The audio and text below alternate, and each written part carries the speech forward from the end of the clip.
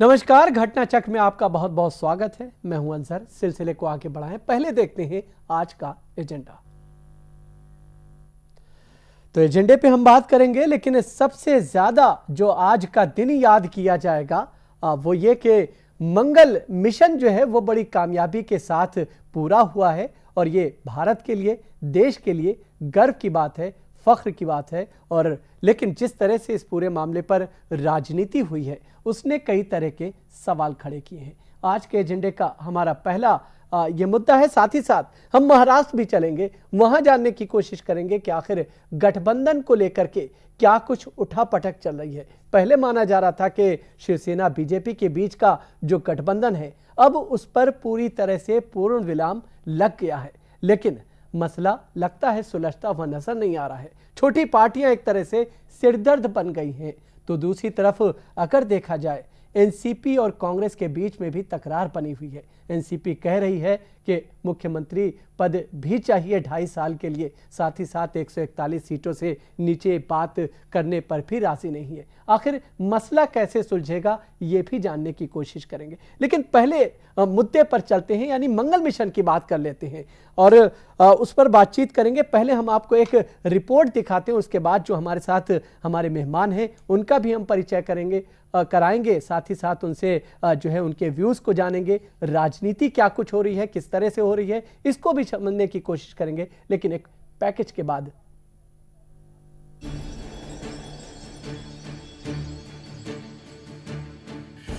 भारत का मंगल मिशन हुआ कामयाब। भारत बना दुनिया का चौथा देश। एशिया में चीन और जापान को भी छोड़ा पीछे। पहली ही कोशिश में मिली कामयाबी। ऐसा कर भारत ने रचा इतिहास। साधन बहुत कम, अनेक मर्यादाएं, और उसके बावजूद भी इतनी बड़ी सिद्धि प्राप्त होती है, वो वैज्ञानिकों के विश्वास के कारण, उनके पुरुषार्थ के कारण, उनकी प्रतिबद्धता के कारण। साधन कम, संसाधन कम, लेकिन साधना ऐसी कि सफलता सुनिश्चित। जी हाँ, तालियों की एक गड़गड़ाहट इतिहास रचते भारत और उसके वैज्ञानिकों की कामयाबी की कामयाब कहानी है। एक बार नहीं, बार बार खुद से खुद को पीछे छोड़ आगे बढ़ जाने की शायद इससे बढ़िया वानगी ना मिले। 24 सितंबर 2014 सुबह की बेला और भारत के वेल मेंटेन वैज्ञानिक इसरो सेंटर के वेल में साथ में मौजूद भारत की सत्ता के सबसे प्रभावशाली शख्स प्रधानमंत्री नरेंद्र मोदी नजरें एक एक सेकंड पर जमीन से दूर, आसमान की सीमा से कहीं परे मंगल पर। इसी बीच भारत के मंगल अभियान की अभिभूत कर देने वाली एक एक गतिविधि पर गौर करती कुछ आंखें चमक उठी गर्व और गौरव से। और फिर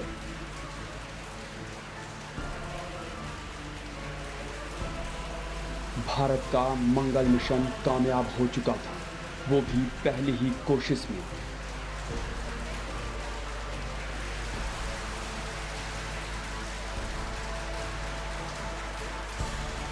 विश्व में भारत देश और ये हमारे भारत के वैज्ञानिक वो पहले प्रयास में सफल होने वाला हिंदुस्तान के वैज्ञानिक ये सफलता प्राप्त कर रहे हैं।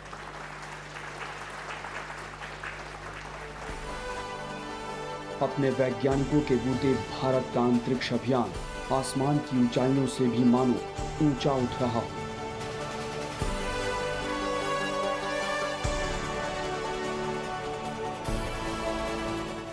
ब्यूरो रिपोर्ट, जय न्यूज। तो रिपोर्ट के जरिए से आपने देखा कि आखिर किस तरह से इस मिशन को पूरा किया गया, जिसने भारत के सर को फख्र के साथ बुलंद कर दिया है। दुनिया नाज कर रही है भारत के ऊपर, भारत के वैज्ञानिकों के ऊपर, लेकिन भारत में राजनीतिक दल इस मौके पर भी राजनीति करते हुए नजर आ रहे हैं। इससे भी बचने की कोशिश यहां पर नहीं की गई है। पहले हम अपने मेहमानों का परिचय कराते चले। हमारे साथ सुनीत चोपड़ा जी हैं, सीपीएम के वरिष्ठ नेता हैं, उनका बहुत बहुत स्वागत करते हैं। हमारे साथ आनंद कुमार साहू साहब हैं, बीजेपी के नेता हैं, हम उनका भी बहुत बहुत स्वागत करते हैं। रमाधार शर्मा हैं, कांग्रेस के नेता हैं, हम उनका भी बहुत बहुत स्वागत करते हैं। हमारे साथ दो वरिष्ठ पत्रकार उपेंद्र प्रसाद जी हैं और साथ ही साथ अजीत वर्मा साहब हैं, दो वरिष्ठ पत्रकार हैं, वो भी हमारे साथ हैं, हम उनका भी बहुत बहुत स्वागत करते हैं। तो सिलसिले को आगे बढ़ाएं। सबसे पहले अजीत जी, हम आपके पास आना चाहेंगे, आपसे जानना चाहेंगे, एक लम्हा जो याद किया जाएगा, दुनिया के लिए एक तरह से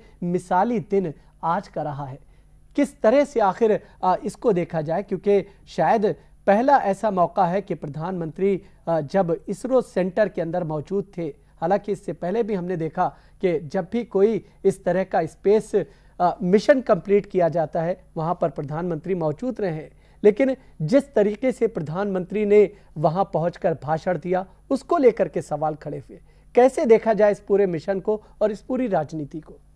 देखिए साहब, सबसे पहली बात तो यह है कि जिस एक मिशन को अमेरिका 6 कोशिशों के बाद पूरा कर पाया, भारत ने पहली कोशिश में कर दिखाया। भारत के लिए निश्चित तौर पे ये उपलब्धि है, एक वैज्ञानिक उपलब्धि है, और इससे क्या हासिल होगा ये एक बहुत बड़ा सवाल है। हालांकि ये कहा जा रहा है कि जिस तरीके से अंतरिक्ष विज्ञान में भारत की प्रगति हुई है और जिस तरीके से विदेशी सैटेलाइट उपग्रह भारत छोड़ रहा है हाल के वर्षों में लगातार, ये बहुत बड़ी उपलब्धि मानी जा रही है। जहां तक प्रधानमंत्री का सवाल है, प्रधानमंत्री पिछले भी मौके पर जब PSLV एक कुछ उपग्रह लॉन्च हो रहा था, उस मौके पर भी प्रधानमंत्री मौजूद थे इसरो के लॉन्चिंग सेंटर में।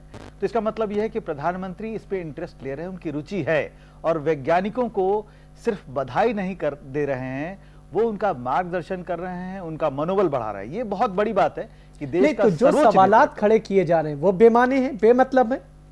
देखिए, बेमाने ये हैं कि कांग्रेस ने कहा है कि भाई इसका श्रेय आप हमें दीजिए कि आज जो आप मंगल मिशन की कामयाबी का सेहरा लूटने की कोशिश कर रहे हैं, दरअसल ये यूपीए सरकार की देन है।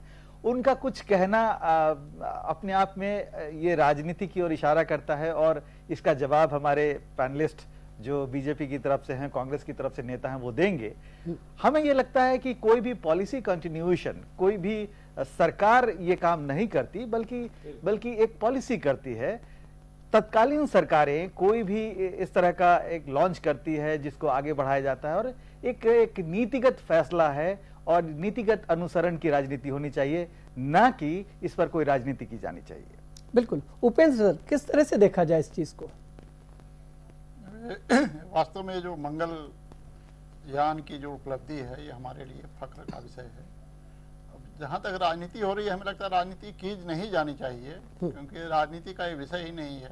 ये देश के सभी लोगों को पता है कि ये किसी राजनीतिज्ञ के कारण नहीं हुआ है, बल्कि वैज्ञानिकों का जो प्रयास है उसके कारण हुआ है।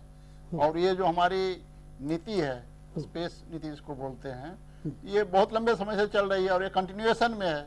पहले कांग्रेस की सरकार थी, फिर मिली-जुली सरकारें आई, भारतीय जनता पार्टी की भी सरकार रही 6 साल तक, मिली-जुली सरकार का नेतृत्व किया भारतीय जनता पार्टी ने, फिर कांग्रेस की सरकार आई।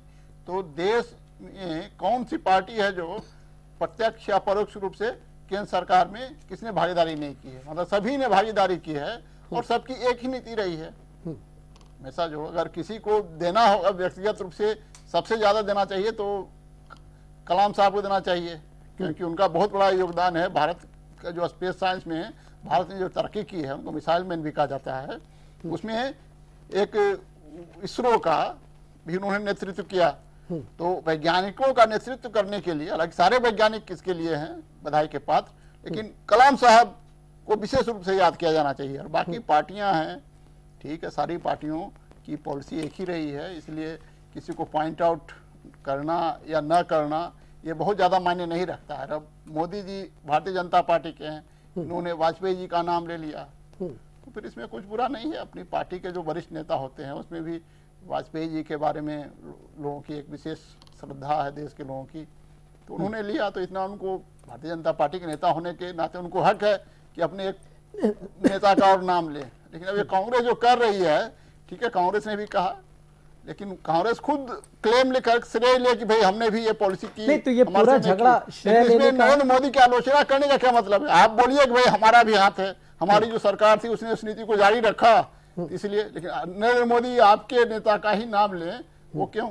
आप उनके नेता का नाम ले, क्यों? आप अपने नेता का नाम लीजिए, अपने नेता का नाम ले रहे हैं। बाकी दुनिया जानती है, देश के लोग जानते हैं, हम जानते हैं, आप जानते हैं, सब लोगों को पता है कि ये वैज्ञानिकों की उपलब्धि है। बिल्कुल सही।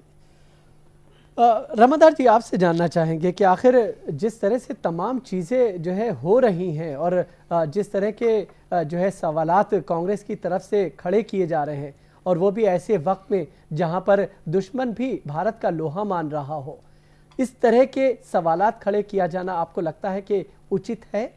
मैं इस विषय पर ये सवाल जो पैदा किए जा रहे हैं, ये उचित या अनुचित क्या है, इस विषय पे मैं आज नहीं बोलूँगा जी। सबसे पहले मैं इस देश, तमाम देशवासियों के, अपने देश में जो भी हमारे रह रहे हैं, हमारे जो देश नागरिक हैं, भारतीय हैं, उन सबों को मैं बधाई देता हूं। साथ साथ आपको भी बधाई देता हूं कि हम मंगल पे आज पहुंच पाए।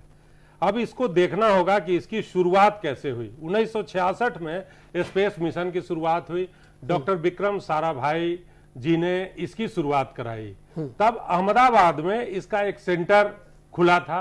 1966 में पंडित जवाहरलाल नेहरू जी प्रधानमंत्री थे, और 66 में तो नहीं थे प्रधानमंत्री, 66 में लाल बहादुर शास्त्री थे, फिर इंदिरा गांधी हो। बट इसकी शुरुआत जो हुई थी पंडित जवाहरलाल नेहरू के पास। अब मैं जब बोल देता हूं इसको, उसके बाद फिर जो अगर कहीं पर मैं गलत हूं तो उसको आप करेक्ट कर लेंगे, कोई हो सकता है। लेकिन इसकी शुरुआत जो हुई वो 1966 में हुई। शुरुआत के पहले होमी जहांगीर भाभा को लेके ये आए थे विक्रम साराभाई, तत्कालीन प्रधानमंत्री पंडित नेहरू के पास। हो सकता है साल 2 साल पहले आए हों, एक दिन में तो शुरुआत नहीं होती है इन सब चीजों की।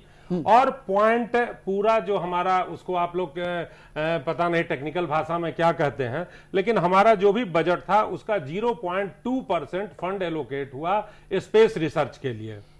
उसके बाद 1975 में इसको बढ़ा के 0.5% किया गया, 1980 में 0.58% किया गया। रमादार, ये तमाम चीजें अपनी जगह पर हैं। 2005 ये सही है कि विक्रम साराभाई, मैं जो कह रहा हूं वो पहले मेरा पूरा कर लेने दे। और 2005 में इस बजट को, इस इसरो के इस प्रोजेक्ट के बजट को बढ़ा के 0.8% किया गया, जो 2005 से आज 2014 तक यही है, 0.8% है। अब इस दिशा में हम लोगों ने एक सफलता प्राप्त की है। तो सबसे पहले तो मैं निवेदन करूंगा माननीय प्रधानमंत्री जी से, क्योंकि आज के दिन में जो भी प्रावधान करना होगा वही करेंगे, इसको बढ़ा के कम से कम 3% पर ले जाएं, ताकि हम लोग आगे भी अपना दूसरा कोई कार्रवाई कर सकें। ठीक है। अब दूसरी बात श्रेय देने लेने की बात है। तो इसमें एक बात पे मुझे व्यक्तिगत रूप से एक बात पे आपत्ति है कि इस विक्रम साराभाई का नाम तो लिया जाना चाहिए था। तो विक्रम साराभाई जी की पुत्री चूंकि धरना प्रदर्शन करती रही हैं मोदी जी के खिलाफ, इसलिए उनको बिल्कुल वॉश आउट कर दिया जाए विक्रम साराभाई को, यह उचित नहीं है। हाँ, इस कार्यक्रम में निश्चित रूप से 0.58% से बजट को बढ़ा के 0.8% डॉक्टर मनमोहन सिंह ने किया, इसलिए निश्चित रूप से वो भी बधाई के पात्र है। 100-125 दिनों में ये मिशन कंप्लीट नहीं हुआ। इसको तो गए हुए हमको याद आ रहा है कि 8-9 महीने एक लंबा अरसा है इसके बीच में। ये इसके लिए बधाई के पात्र हमारे कोई प्रधानमंत्री नहीं है। अगर शुरू में जो 0.2% फंड एलोकेट किया गया था वो अगर 5% किया जाता तो आज हम हो सकता है विश्व में सबसे आगे होते। लेकिन जो बीत गई वो बात गई। इसके लिए बधाई के पात्र केवल हमारे वैज्ञानिक हैं। ठीक है, सारे वैज्ञानिक हैं बधाई के पात्र। इस वक्त जो है हम आएंगे, आनंद के पास भी आएंगे, लेकिन उससे पहले दिलीप के सिंह जो हमारे वरिष्ठ सहयोगी हैं उनके पास हम चलते हैं। दिलीप जी, आपसे जानना चाहेंगे कि आखिर जिस तरह की बात यहाँ पर रमाधार करते हुए नजर आ रहे हैं, उनका कहना यह है कि आप अटल बिहारी वाजपेयी जी का नाम ले रहे हैं, लेकिन आप जो है पंडित जवाहरलाल नेहरू जी या फिर विक्रम साराभाई डॉक्टर जो है उनका जिक्र आप इस तरह से नहीं कर रहे हैं। आप कहीं ना कहीं राजनीति कर रहे हैं, और यह मौका राजनीति का नहीं था बल्कि एक जश्न का मौका है। मुझे लगता है प्रधानमंत्री जी ने तमाम वैज्ञानिकों को बधाई दी जी, और इसमें प्रधानमंत्री तत्कालीन जो है सिर्फ नरेंद्र मोदी जी अगर वहां गए हैं और उन्होंने हौसला अफजाई की है जी। और सिर्फ अटल बिहारी वाजपेयी नहीं, देश के तमाम सरकारें, तमाम प्रधानमंत्री, ऐसी जो स्थिति जब बनती है, जब आप ऐसे सर्च पे जाके पहुंचते हैं जब इस तरह की आपकी उपलब्धि होती है तो ये एक सरकार या एक प्रधानमंत्री की उपलब्धि नहीं होती है, या एक वैज्ञानिक का उपलब्धि नहीं होती। ये तमाम वैज्ञानिक, तमाम सरकारें जो देश में रही है, उन्होंने लगातार ऐसे चीजों का समर्थन किया है, आगे बढ़ाया है। कम फंड या ज्यादा फंड जो अवेलेबल रहता है सरकारों में, अगर तमाम सरकारों ने उसको आगे बढ़ाया है तो ये देश के लिए एक बड़ी उपलब्धि है। मुझे लगता है कि उसको सियासी फायदा नुकसान का आकलन करना भी गलत है। नहीं, अगर नुकसान, क्योंकि इसको लेके कांग्रेस पार्टी की नेता या कोई व्यक्ति या कोई संगठन वो अपनी बातें कह सकते हैं, लेकिन मुझे लगता है कि मीडिया के रूप में हमें इसको कैसे देखना चाहिए। मीडिया के रूप में हमें देखना चाहिए निष्पक्षता से कि आज के तत्कालीन प्रधानमंत्री जब वहां गए और उपलब्धि को जब उन्होंने बधाई भारत के वैज्ञानिकों को दिया, तो क्या उन्होंने सही नहीं किया? क्या ये उचित नहीं था? क्या जब उन्होंने ये कहा कि भारतीय वैज्ञानिकों ने इतनी बड़ी उपलब्धि हासिल की है जिनके लिए बधाई के पात्र हैं, तो क्या उचित नहीं है? मुझे लगता है कि इन चीजों में, हर चीजों में भारत में और खासकर मीडिया में भी एक हम लोगों में प्रवृत्ति मुझे लगता है विकसित हो रहा है कि तमाम चीजों को अगर कांग्रेस ने नहीं भी बोला या कम बोला या उनके बोलने के कुछ अपने कारण थे, उसको हम बड़ा करके दिखाते हैं कि देखिए साहब, कांग्रेस और भारतीय जनता पार्टी और तमाम राजनीतिक दल इस पे सियासत कर रहे हैं। मुझे नहीं लगता कोई सियासत कर रहा है।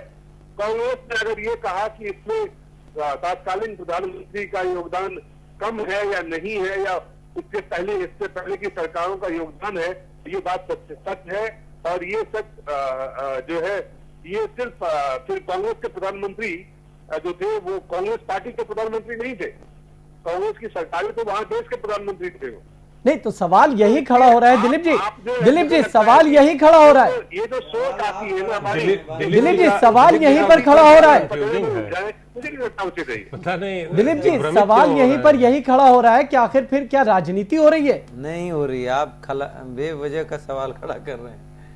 दिलीप जी, कि कहाँ पे किसने सियासत किया है, मुझे ये बताइए कि आपका जो सवाल है, मैं वो बयान सुनना चाहता हूं। अगर आपके पास हो कांग्रेस पार्टी के किसी नेता का बयान, अगर आप हमें सुना सकते हो, देश को दिखा सकते हो कि वो क्या कह रहे हैं, फिर उस पर हम बात कर सकते हैं। ठीक है, हमारे साथ कांग्रेस के नेता रामाधार शर्मा है, वो भी इसी बात को कह रहे हैं। रामाधार, दिलीप जी जो कह रहे हैं यहाँ पर इस तरह की कोई चीज नहीं है, क्या कहेंगे आप? नहीं, निश्चित रूप से ऐसी कोई चीज नहीं है। ये पूरे देशवासियों के लिए जश्न का मामला है।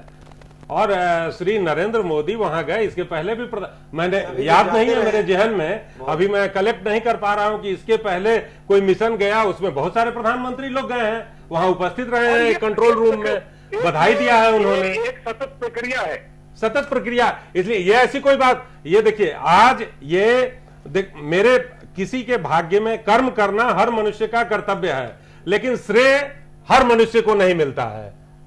कर्म किया, बाकी सरकारों ने भी कर्म किया, श्रेय उसका इनके रिजल्ट में हुआ। बहुत सही कह रहे हैं। उन तमाम वैज्ञानिक जो दिन और रात मेहनत करते हैं, उनको आज देश के लोग सम्मान के नजरों से देख रहे हैं, उनको सलाम करते हैं, उनको। चलिए, बहुत बहुत शुक्रिया दिलीप जी, आपने हमसे बातचीत की। आपसे जानना चाहेंगे आनंद, आखिर जिस पॉइंट को यहाँ पर उठा रहे हैं रामाधार शर्मा, क्या कहेंगे आप? उन्होंने कोई सवाल नहीं उठाया, उन्होंने भी यही कहा कि आज देश को गौरव महसूस करने नहीं, उनका साफ तौर पे ये कहना है, अटल जी का विजन आप जिक्र कर रहे हैं। एक मिनट, मेरी बात पूरी करने दीजिए। आज प्रधानमंत्री जो हैं हमारे माननीय नरेंद्र मोदी जी, उन्होंने भी साफ कहा कि हमारे देश के वैज्ञानिकों को बधाई देते हैं। मान लीजिए आप अगर फंड बहुत ज्यादा भी दे देते हैं, अगर वैज्ञानिक अगर सही से काम नहीं करे तो कितना भी फंड दे दें, वो रिजल्ट, कई बार देखिए अमेरिका जैसा देश 6 बार फेल हो चुका, उसके बाद रिजल्ट उसको मिला। हमें ये देखना चाहिए कि आज भारत दुनिया के उन 4 चुनिंदा देशों में से है जिनके पास ये उपलब्धि बताने को पूरी दुनिया को है। जी जी। और इससे आगे हम कैसे जाए, इस मिशन को आगे हम और बेहतर कैसे करें, देश में हिंदुस्तान में जो झंडा गाड़ के रखा हुआ है उसको और बुलंदी पे कैसे पहुंचाए, ये तमाम चुनौतियां हैं। किस तरह की चुनौतियां हैं, किस तरह की चुनौतियों में भारत का वैज्ञानिक काम करता है, कितना कम खर्च में इस मिशन को भेजा गया है, ये चीजें हैं जिसको गौर से देखा जा सकता है। अमेरिका ने मिशन भेजा जिसमें लागत इससे 10 गुना था। नहीं तो आप ये कहना चाहते हैं कि यहाँ पर ये चीजें हैं जिसको देखने की जरूरत है, चुनौतियों का जिक्र होना चाहिए। जो हमारे अगली पीढ़ी है उसको हम कैसे विज्ञान और की तरफ सबसे और ज्यादा उसमें रुचि हो और ज्यादा वो बेहतर काम करे, कैसे वैज्ञानिकों का सम्मान और बढ़े, कैसे उनको देश में ज्यादा से ज्यादा उनको और सहूलियत मिले। वो वैज्ञानिक जो आज बाहर जाते हैं उनको बाहर जाने का मौका न मिले, वो यहीं पे रहे, यहीं पे देश के लिए काम करे, उनको वो तमाम साधन हम यहाँ हिंदुस्तान में मुहैया करवाएं। इस तरह की सोच हमें लेके उस तरह की चीजों पर हमें चर्चा करनी चाहिए। चलिए दिलीप जी, बहुत बहुत शुक्रिया, आपने हमसे बातचीत की। आनंद, आप अपनी बात कंप्लीट करें। देखिए, मैं ये कह रहा हूँ कि आज हम लोगों को दुनिया के पटल में हम आज जो कामयाबी हासिल किए हैं, आज उसकी चर्चा पूरे विश्व में है कि हमारे देश के वैज्ञानिक, आज कोई राष्ट्र अगर 15,000 20,000 किलोमीटर मारक क्षमता प्राप्त है, उसके पास अस्त्र शस्त्र जो हैं, तो वो वाहवाही करके दुनिया के नजरों में अपने आप को शक्तिशाली बताने में कहीं चूक नहीं रहे। हमारे वैज्ञानिकों के कारण आज हम मंगल में पहुंच गए। आज हमारे वैज्ञानिकों के कारण हम 20-25 हजार क्या 40-50 हजार किलोमीटर तक मारक क्षमता हम प्राप्त कर सकते हैं। तो यही बात रामाधार शर्मा कह रहे हैं कि ये आज का सिलसिला नहीं है, ये एक लंबे समय से एक सिलसिला चल रहा है। जी, ये मैं कोई नहीं कर रहा है यहाँ तो कोई भी व्यक्ति, कोई भी, न प्रधानमंत्री जी न किसी वैज्ञानिक ने, कोई यहाँ राजनीति नहीं कर रहा।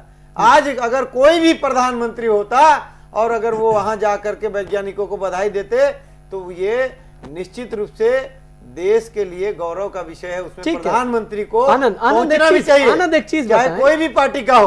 और ये संजोग है, देखिए देखिए जो पेड़ लगाता है, सुन लीजिए बारी जी, अगर वो जो पेड़ लगाता है वो कभी नहीं सोचता है कि मुझे ही फल खाना है इसलिए पेड़ लगाऊंगा मैं, या जो पानी जो डैम बनाता है वो ये नहीं सोच करके डैम बनाता है कि मेरे ही खेत में जाएगा पानी या मेरे ही गांव के लोग पिएंगे पानी। नहीं तो अटल विजन का ही नाम क्यों? देश के लिए वैज्ञानिक का ही जिक्र क्यों हो रहा है? मैं वही बोल रहा हूँ, वैज्ञानिक जो है वो देश के हैं। अटल बिहारी वाजपेयी जी प्रधानमंत्री रहे, वो भी देश के रहे, और प्रधानमंत्री नरेंद्र मोदी जी भी देश के हैं। और अटल बिहारी वाजपेयी जी का इसलिए हो सकता है नाम लिया उन्होंने कि पोखरण में भी एक परीक्षण किया था, उस समय के बाद लगातार अटल जी वैज्ञानिकों के संपर्क में रहते हुए डॉक्टर एपीजे अब्दुल कलाम को भारत के राष्ट्रपति बनाए। तो उसका एक उत्साह हुआ वैज्ञानिकों में कि भारत के वैज्ञानिक जिनको राष्ट्रपति तक पहुंचाया, और वैज्ञानिकों का जो भी रिसर्च कार्य रहा उस दौरान में भी एक क्रांति आई। इसके लिए हो सकता है डॉक्टर अपने माननीय नरेंद्र मोदी जी ने हो सकता है लिया होगा। अब वो बात आप उनसे भी पूछ लीजिए कि तो क्यों आपने लिया। लेकिन मैं यहाँ कहूंगा हृदय से कि भारत आज गौरव महसूस कर रहा है, कोई राजनीति नहीं चाहिए। आज हम लोग केवल ये उत्साह और उत्सव मनाए कि आज नवरात्र आने वाला है, ठीक है, और ऐसे समय में एक बहुत बड़ा उत्साह का जो समय हमको देके अभी वैज्ञानिकों ने दिया, उसके लिए हम उनको बार बार कोटि कोटि बधाई देते हैं। और यही भाव हर एक देश के नागरिकों के मन में होना चाहिए कि हम भी कोई भी काम में हमारा कंट्रीब्यूशन, अगर मान लीजिए बजट में कमी हो तो हर एक नागरिक को भी उसमें हम अपने अगले मेहमान है कंट्रीब्यूशन करने का, अगले मेहमान का भी व्यू ले लें। जी सुनिए, इसमें एक चीज तो साफ है कि विक्रम साराभाई को क्यों भूला गया। दूसरी चीज है, अगर पोखरण की बात है तो वो तो इंदिरा गांधी ने शुरू किया था। आपका जो पोखरण हुआ है उसने, आप माफ कीजिए, मैंने आपको नहीं रोका, मैंने आपको नहीं रोका, बात सुन ले। पोखरण जो अटल जी ने किया था, उसने पाकिस्तान को मौका दिया था कि वो अपना बॉम्ब टेस्ट कर ले, अगर वो सेकंड पोखरण की कोई जरूरत नहीं थी। दूसरी चीज मैं कहना चाहता हूं, ये दुख की बात है, हमें बेहद खुशी है कि हमारे वैज्ञानिक इन्होंने इतना भारी काम किया है, लेकिन ये दुख है कि हम मंगल ग्रह तक तो वैज्ञानिकों को लेके पहुंचा सकते हैं, लेकिन अपनी किसान की इतनी मेहनत देख के आज भी एफसीआई के गोदामों में अनाज सड़ रहा है और गरीब के चूल्हे तक रोटी नहीं जा रही। तुमकुर रैली में उन्होंने आज उसका जिक्र किया है, किसानों को और हाईटेक बनाने की बात की है कि तमाम चीजें पर ये होंगी। हाईटेक से नहीं होगा ना। सवाल ये है कि वो जो गेहूं नहीं, सड़ रहा राजनीति है, कौन कर रहा है लोगों यहाँ के पर? चूल्हे तक पहुंचाओ। सवाल ये है कि दूसरी देश के चीज लिए है। एक गौरव का वक्त। नहीं, दूसरी चीज मैं 3 चीजों पे, दूसरी चीज है मोदी साहब को एक और चीज समझ जानी चाहिए कि ये पब्लिक सेक्टर का काम है, और यही पब्लिक सेक्टर मनमोहन और मोदी दोनों डिस्ट्रॉय कर रहे हैं आराम से। इसी पब्लिक सेक्टर ने दिखाया है कि हिंदुस्तान कितना कर सकता है, और आप इस पब्लिक सेक्टर को प्राइवेट हाथों में दे रहे हैं। कोयला घोटाला ही दिखाता है कि क्या हो रहा है। ठीक है, अब ये तीसरी ये चीज- एक अलग इशू नहीं, है। तीसरी ये अलग चीज- इशू है। अगर हम तीसरी जो है चीज, मंगलयान की बात हम करें, कितनी दुखद स्थिति में हैं हाँ। कि हम अपनी सीमाओं के बारे में भी नहीं कह सकते कि उनका क्या हाल है। तो इस वक्त हमें कोई भी डाइवर्शन चाहिए, और मोदी साहब ने इसको इतना उछाल दिया है कि ये डाइवर्शन बन गया। लेकिन मेरा ये कहना है, देश की जनता को होमी बाबा, विक्रम साराभाई, इंदिरा गांधी, जितने भी लोग थे जिन्होंने ये काम किया है, सबको याद करना चाहिए। ये सिर्फ अटल और मोदी जी की बात नहीं है। माँ बाप इस विज्ञान के बहुत थे। ठीक है, एक बार मोदी फिर जी से- ने सिर्फ हाँ। दाई का काम किया है। हम उनको दाद देते हैं कि आप अच्छी दाई। वो तो वो कह भी ठीक रहे है। हैं कि मैं एक ठीक है। सेवक हूँ, हाँ। मैं प्रधान सेवक हूँ। हाँ। आप उनको दाई कहिए, चाहे उनको सेवक कहिए, चाहे उनको कामगार कहिए, वो तो सब चीज एक्सेप्ट कर रहे हैं। वो तो ठीक है। कह वो रहे चीज हुआ हैं कि अभी- न ठीक है। मैं न गलत करने दूंगा न गलत करूंगा। ठीक है, एक बार फिर से सीधी हमारे बात, साथ अच्छी दिलीप बात, के सिंह जुड़े हैं। बिल्कुल। एक बार फिर से हमारे साथ दिलीप के सिंह, हमारे सहयोगी वरिष्ठ जो है जुड़े हैं। दिलीप जी, आपसे एक चीज और जानना चाहेंगे कि यहाँ पर सुनीत चोपड़ा जी भी हैं, रमाधार शर्मा भी हैं, और जेडीयू के अली अनवर साहब से भी बातचीत हुई तो उन्होंने भी यही सवाल खड़ा किया है। आप कहते हैं कि ये एक गौरव का मुकाम है, यहाँ पर राजनीति नहीं होनी चाहिए। कहीं ना कहीं कोई ना कोई तो इस पर राजनीति कर रहा है। दिलीप जी, सुन पा रहे हैं आप हमें? आपकी आवाज मुझे आ रही है। जी, आप अपनी बात रखें अब।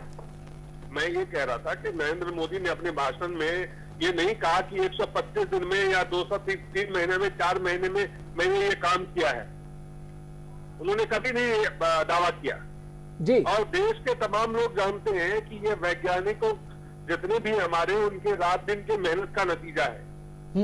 और उनको फैसिलिटेट करने का काम, उनको तमाम तरह की सुविधाएं उपलब्ध हो, ये काम सरकारें करती रही है। नहीं, लेकिन जैसे दिलीप जी, जैसे सुनीत चोपड़ा जी ने कहा कि अगर जो है अटल बिहारी वाजपेयी जी का नाम लिया जाता है तो इंदिरा गांधी का नाम लिया जाना चाहिए। अगर जो है क्या कहते हैं, इस तरह से आप एक का जिक्र कर रहे हैं, कुछ को छोड़ रहे हैं, तो कहीं ना कहीं चीज जो है फेयर नहीं है यहाँ पर। बात देखिए, अगर नरेंद्र मोदी आते हैं, बीजेपी की सरकार चला रहे हैं, और एनडीए के एक पूर्व प्रधानमंत्री ने कोई काम किया हो या उनका नाम उन्होंने लिया, तो और उन्होंने अगर जवाहरलाल नेहरू का नाम लेना चाहिए, इंदिरा गांधी का नाम लेना चाहिए, लाल बहादुर शास्त्री का नाम लेना चाहिए, मोरारजी देसाई का नाम लेना चाहिए। मैं दिलीप जी से एक प्रश्न पूछना चाहूंगा कि अगर बाकी लोगों का नाम नहीं लिया जाना चाहिए था तो आखिर वाजपेयी जी का नाम क्यों लेना चाहिए था? इस दिलीप प्रश्न जी, का तो उत्तर चाहिए। रमाधार शर्मा जी आपसे एक सवाल करना चाहते हैं। जी, अगर इंदिरा गांधी का या पंडित जवाहरलाल नेहरू का या और दूसरे अन्य प्रधानमंत्रियों का नाम उन्होंने नहीं लिया तो वाजपेयी जी का नाम लेना क्यों आवश्यक था? क्या आप बताने की कृपा करेंगे? आखिर वाजपेयी जी ने, रामादास जी, आप कांग्रेस पार्टी के नेता हैं, अगर स्वाभाविक रूप से आपके जुबान पे कोई नाम आता है तो आपके अपने नेता का ही आएगा। नहीं, वाजपेयी जी ने दिलीप जी, आखिर क्या दिलीप जी, किया था इस मिशन के लिए? प्रधानमंत्री ये देश का जानना होता है। चाहता हूं मैं। दिलीप जी, प्रधानमंत्री देश का होता है, वो पार्टी से ऊपर होता है। वो भी तो प्रधानमंत्री का ही नाम लिए हैं। मैं दिलीप जी से जानना चाहता हूं कि देश के आखिर प्रधानमंत्री का नाम लिए हैं। उनका क्या योगदान था इस कार्यक्रम में? अटल बिहारी वाजपेयी जी का बहुत बड़ा 6 योगदान वर्षों था। के कार्यकाल में क्या उन्होंने योगदान था? वैज्ञानिकों को ये जो देश उत्साह जानना दिया चाहते वो हैं। कभी किसी ने नहीं दिया। आनंद आनंद। मुझे ये नहीं पता है कि कांग्रेस पार्टी, तो मैं आपको बता देता हूं कि जो फंड एलोकेशन 0.58% था वही कंटिन्यू करता रहा उनके कार्यकाल में भी, उसमें कोई बढ़ोतरी उन्होंने नहीं की मांग के बावजूद, और वो बढ़ोतरी बढ़ा के 0.8% डॉक्टर मनमोहन सिंह ने कराया। आप जो जिस विषय को उठा रहे हैं कि किस सरकार ने कितनी सुविधाएं या कितना फंड या कितना, तो अभी प्रश्न जो था, प्रश्न यही है, राजनीतिक विषय जो है इसमें नहीं है आज के मेहनत से मंगलयान सफलतापूर्वक। अच्छा चलिए, आपके बयान का हम लोग स्वागत करते हैं, वही करना चाहिए। हाँ बिल्कुल बिल्कुल, यानी राजनीति न की जाए। लेकिन विक्रम साराभाई और होमी भाभा कौन सी राजनीति है? वो तो वैज्ञानिक है। वैज्ञानिक उनको क्यों नहीं याद किया गया? विक्रम साराभाई ने गलती किया कि वो मल्लिका साराभाई के पिता थे। हाँ। उनको मल्लिका साराभाई ऐसी पुत्री पैदा नहीं करना चाहिए था, तो आज उनका भी नाम लिया जाता। विक्रम साराभाई का नाम वैज्ञानिक आप भूल नहीं सकते हैं। लाखों लोगों की मेहनत का नतीजा है। आप कितने सही है। अगर आप ये सवाल कर रहे हैं कि सिर्फ वाजपेयी जी का नाम क्यों लिया, और अगर उन्होंने ले लिया तो इस पे हंगामा। देखिए, मैं एक और जानकारी आप लोग, आप तो बुजुर्ग हैं, सीनियर लोग हैं जी।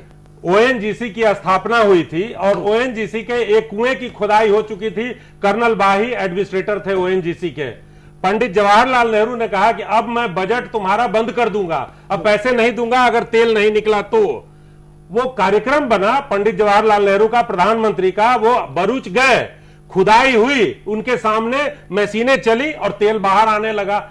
निश्चित रूप से वो तेल ऊपर से डाल के निकाला गया होगा, लेकिन आज हम ये नहीं कह सकते कि ओएनजीसी काम नहीं कर रही है। अगर ओएनजीसी बंद हो जाता तो निश्चित रूप से आज हमारे पास बहुत सारा काम नहीं होता।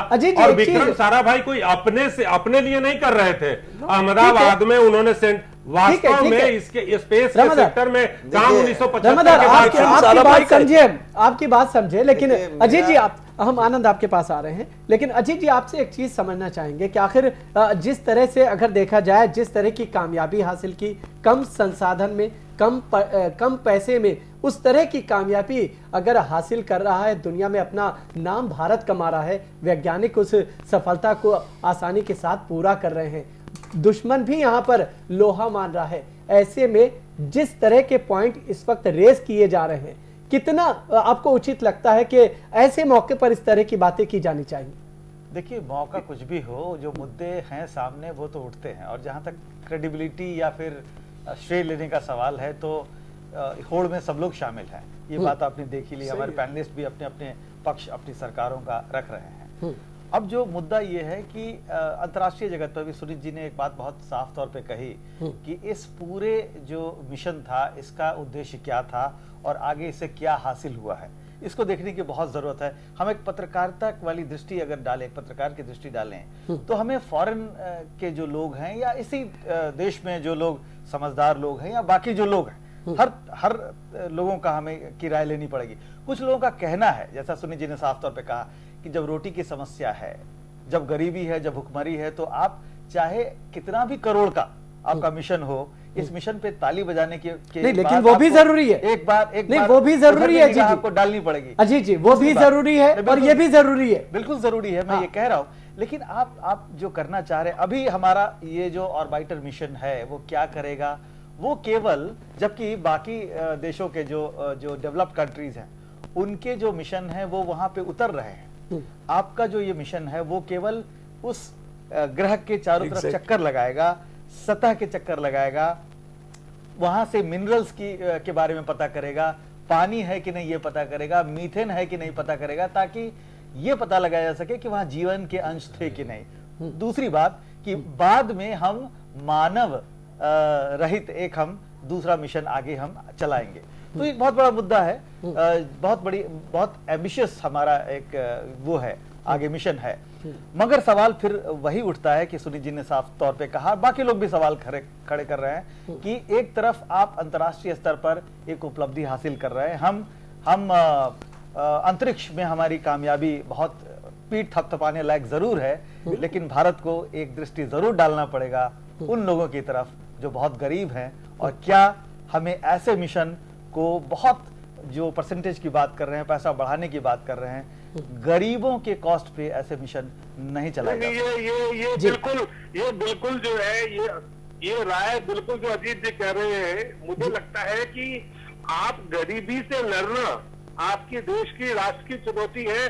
और ये जो साइंटिफिक इन्वेंशंस हैं, जो वैज्ञानिक विज्ञान के दृष्टिकोण से जो उसमें उन्नति करने की बात है, इस दोनों को अलग अलग रखें आप। संसाधन अलग अलग नहीं रखे जा सकते। आपको आप गरीबी से लड़ने में भी बहुत सारे विज्ञान का भी उपयोग होता है। बहुत बड़ा भूमिका है भाई इसमें। वैज्ञानिकों को आप कैसे कह सकते हैं कि कुछ मत करो आगे? विज्ञान को जब तक आप आगे नहीं बढ़ाएंगे, हो सकता है वहां से कुछ ऐसी चीजें मिल जाए। विकास की बात, और उसमें समग्रता में गरीबी भी एक कारण है, गरीबी भी एक विषय है जिससे आपको डील करना है।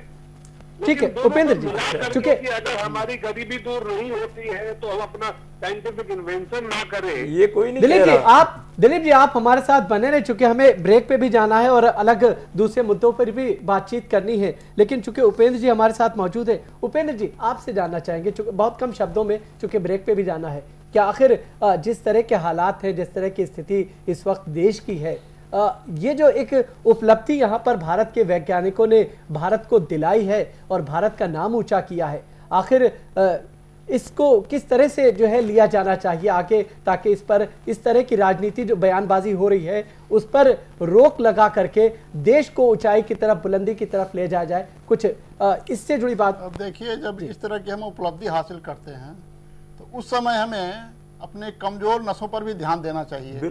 और ये एक अच्छा अवसर है इस बात को उभारने का कि हमारे देश में भयानक गरीबी है, गोदामों में रखने के लिए गोदामों में जगह नहीं है अनाज को रखने के लिए, अनाज को बोरे में रखने के लिए हम जो बोरा जो थैला होता है वो सही संख्या में नहीं बना पा रहे हैं। तो ये समय होता है, इसमें कुछ गलत नहीं है कि अगर हमने बहुत एक क्षेत्र में उपलब्धि हासिल की है उस पर खुश होना चाहिए, लेकिन उसी समय ये पॉइंट आउट करना चाहिए, ध्यान देना चाहिए, उसकी तरफ इशारा होना चाहिए, ताकि एक राष्ट्र के रूप में हम अपनी जो समस्या है उसको सही तरीके से समझें और बोले कि वो भी जरूरी है। इसलिए हमें नहीं कहता कि इस दोनों में कॉन्फ्लिक्ट नहीं है, कि बस याद दिलाना जरूरी है ताकि सनद रहे कि हम एक तरफ तो तरक्की कर रहे हैं, दूसरी तरफ जो बेसिक नीड्स है यहाँ के लोगों की, या जो अनाज संरक्षण याद किया जाए, लेकिन राजनीति ना किया जाए, राजनीति इसमें नहीं करना। मतलब अगर हम याद दिला रहे हैं कि भाई एक तरफ हमारी बहुत कमजोरी, उस पर भी ध्यान दो,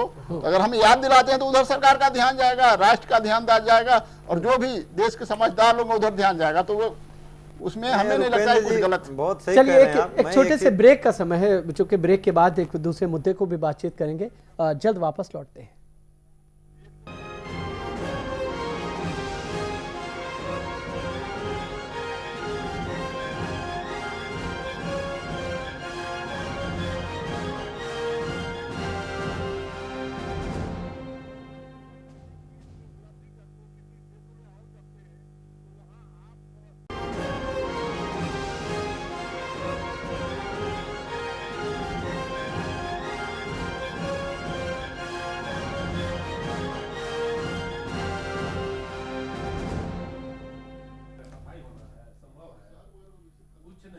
ब्रेक के बाद घटना चक्र में आपका एक बार फिर से स्वागत है। इस हिस्से में हम बात करेंगे महाराष्ट्र की राजनीति की। चुनाव होने वाले हैं, लेकिन गांठ है कि सुलझने का नाम नहीं ले रही है। एक तरफ शिवसेना बीजेपी अलायंस है, वो परेशान है, तो दूसरी तरफ अगर एनसीपी और जो है कांग्रेस की बात कर ले, जो कि सत्ता पक्ष है, वो भी परेशान है। दोनों जगह गांठ सिर्फ और सिर्फ इस मामले को लेकर के उलझी है कि आखिर सीटों का बंटवारा कैसे किया जाए। इतना तो तय है कि शिवसेना और बीजेपी की तरफ से यह कहा गया है गठबंधन नहीं टूटेगा, एक सुकून यहां पर जरूर है, लेकिन बंटवारा सीटों का कैसे हो इसको लेकर के वहां असमंजस है। तो दूसरी तरफ एनसीपी और कांग्रेस में भी सीटों को लेकर गतिरोध बना हुआ है। दिलीप जी हमारे साथ मौजूद हैं। दिलीप जी, आपसे बहुत कम शब्दों में जानना चाहेंगे कि आखिर किस तरह से इस मसले को सुलझा पाने में ये राजनीतिक दल कामयाब हो पाएंगे? कहीं ऐसा तो नहीं है कि जो ख्वाब देखे जा रहे हैं कि गठबंधन बना रहेगा, और जैसा बीजेपी और शिवसेना कह रहे हैं कि महाराष्ट्र से मुक्त जो है कांग्रेस मुक्त महाराष्ट्र को बनाया जाएगा, आखिर ऐसे में छोटे जो दल हैं उनकी जो डिमांड है उनकी कितनी अहमियत रहती है? फिर दिलीप जी आप हमें सुन पा रहे हैं? चले ठीक है, दिलीप जी से राब्ता हमारा खत्म हो गया, टूट गया है। उपेंद्र जी आपसे जानना चाहेंगे कि आखिर जो छोटे दल हैं उनकी क्या भूमिका है? ये जो छोटे दल हैं, 4 पार्टियां शिवसेना बीजेपी गठबंधन के साथ थी, तो ये जो 4 पार्टियां हैं जो पर्टिकुलर पॉकेट्स और कुछ विशेष सेक्शन में जी बहुत महत्वपूर्ण स्थान रखती है, मतलब उसका सपोर्ट है उसके साथ, तो उसके सपोर्ट अगर नहीं मिलता, वो अलग हो जाती हैं, तो इससे कुछ ना कुछ तो नुकसान होगा शिवसेना बीजेपी को। नहीं, आप मानते हैं नुकसान होगा? अगर वो चारों पार्टियां को नहीं जगह दी गई तो वो अपने अपने उम्मीदवार खड़े करेंगे, ठीक है, और वही नहीं करेंगे, 18 पर नहीं करेंगे और सभी पर कर लेंगे, आपस में मिल करके 100 सीटों पर उम्मीदवार खड़े कर देंगे। तो 100 सीटों पर, क्योंकि ये सब पार्टियां हैं जो आपके एक प्रेशर ग्रुप के रूप में काम करने वाली जो पार्टियां हैं, जो पार्टी के रूप में आ गई हैं, जैसे एक शेतकारी संगठन है, किसानों में उसकी पहुंच है, अठावले हैं, दलितों में इनकी पहुंच में पकड़ है, और दूसरी जो पार्टियां हैं 2 और वो सब का भी रीजनल और कास्टिस्ट सपोर्ट बेस है, तो वो अगर ये लोग के साथ नहीं रहे तो वो अपने उम्मीदवार बहुत जगह खड़े कर देंगे। अभी वो 18 सीट या 14 सीट, अभी 7 सीट शायद उनको ऑफर की जा रही है।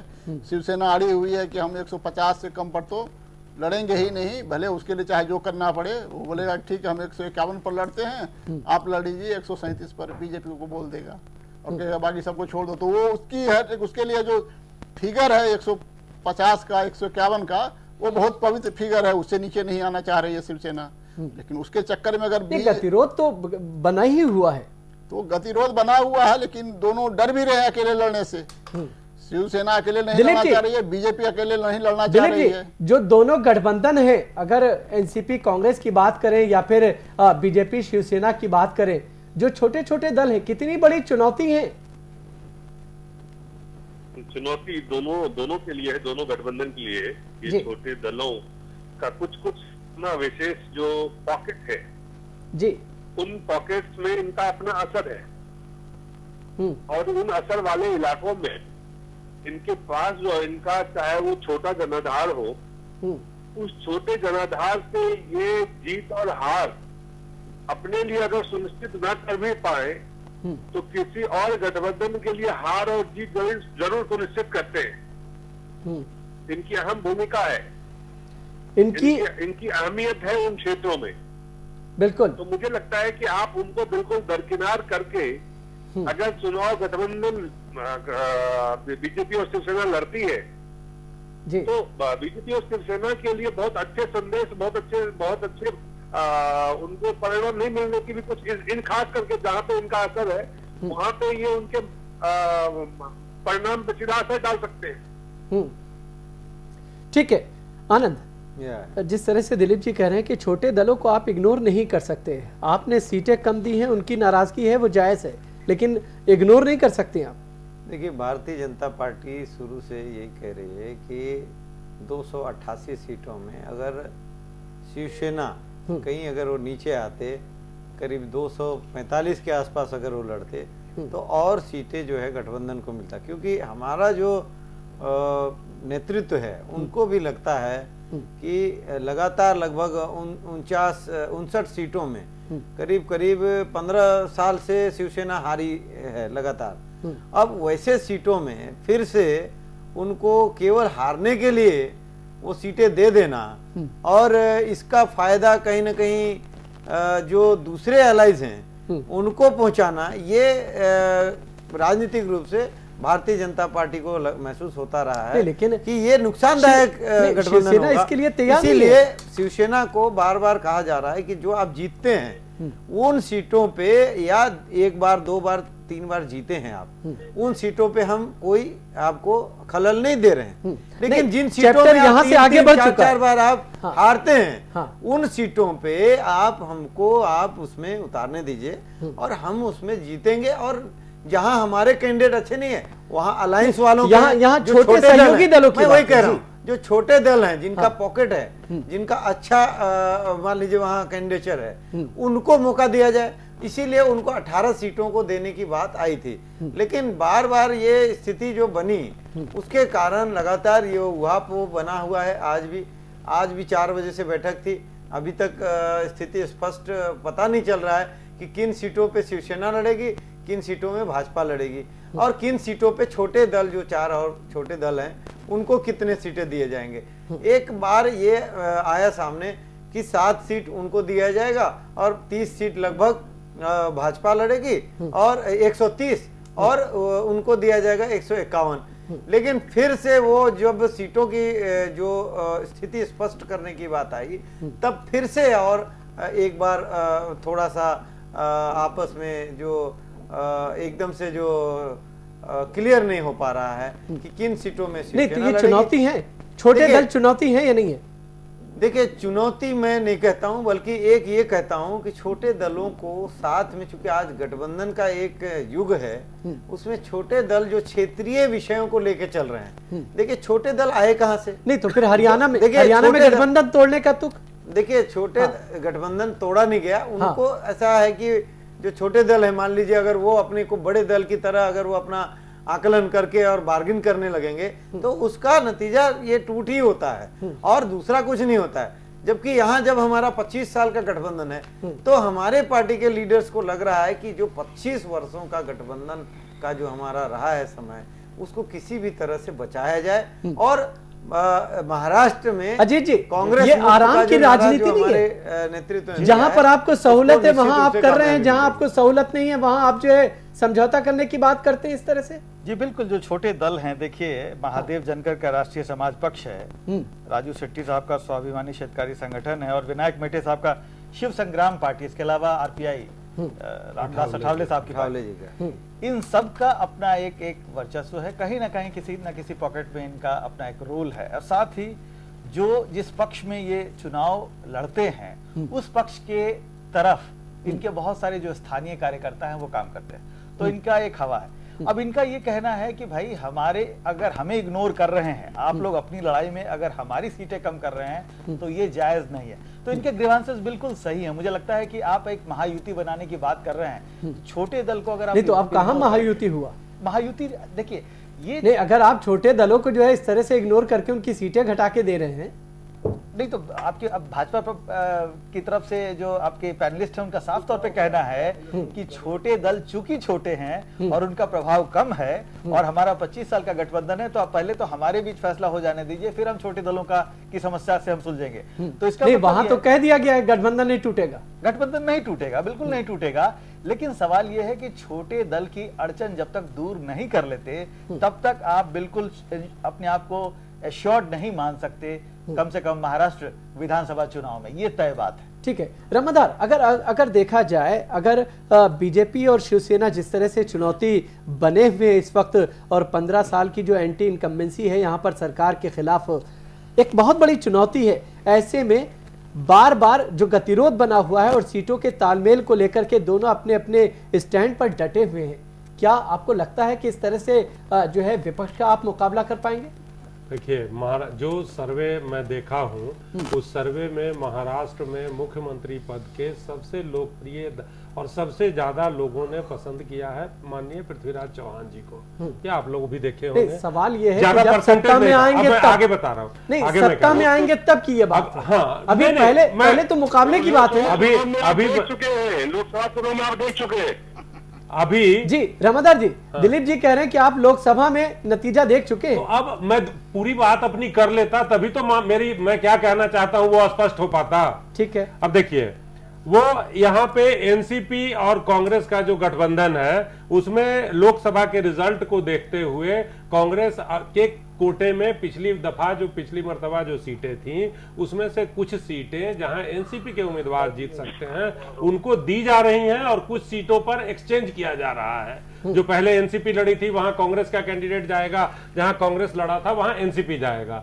और इस बात में कोई दम नहीं है कि डिफरेंसेज होता है भाई, बंटवारा होने लगता है तो बंटवारे के समय में हर लोग चाहते हैं कि हमको सवाल ये है कि कब तक ये डिफरेंसेस चलेंगे। सवाल ये है कि कब तक ये डिफरेंसेस आज हो जाएगा, आज डिफरेंसेज का समस्या का समाधान आज हो जाएगा। 27 तक लास्ट डेट है नॉमिनेशन की। हाँ बिल्कुल, आज ये मामला समाप्त हो जाएगा और बहुत सारी सीटों पे कैंडिडेट को आखिर हो क्या रहा है महाराष्ट्र में जितने भी राजनीतिक दल हैं, हालांकि वहां पर उस तरह से आपका जो है असर वहां देखने को मिलता नहीं है, लेकिन आखिर ऐसे राजनीतिक दल गठबंधन के कारण, एनसीपी कांग्रेस गठबंधन के कारण ही शिवसेना बीजेपी को भी दिक्कत हो रही है, क्योंकि शिवसेना पहले जो है वो पवार साहब के साथ सरकार बना चुकी है, तो ये वहां भी हड़का रहे हैं शिव सैनिक ठीक है, लोग रमादार, कि अगर इधर उधर होगा तो मैं पवार साहब के पास रमादार, एक चला छोटा सा जाऊंगा। रिएक्शन जरा सा सुनीत जी से। जी जी, मैं तो एक चीज जानता हूं, जी, ये जो नई परिस्थिति हो रही है हाँ, पूरे देश में कि ये गठबंधन जो हैं ये और बड़े होते जा रहे हैं और जो छोटे दल हैं वो पिसते जा रहे हैं, तो मुझे उस वक्त कबीर ही याद आता है। नहीं तो चलती चाकी यूपीए देख पार्ट वन के में आप उसी कबीरा गठबंधन दिया का एक पार्ट रोए, थे। दो पाटन के बीच में साबुत रहे न कोई। चलिए बहुत बहुत शुक्रिया, समय खत्म हो गया बहुत माजरत के साथ, चूंकि वक्त खत्म हो गया। दिलीप जी आपका बहुत बहुत शुक्रिया, आप तमाम लोगों का बहुत बहुत शुक्रिया जो स्टूडियो में हैं और जो बाहर हैं प्रोग्राम को देख रहे हैं, आप सब लोगों का बहुत बहुत शुक्रिया। देखते रहिए जय न्यूज़।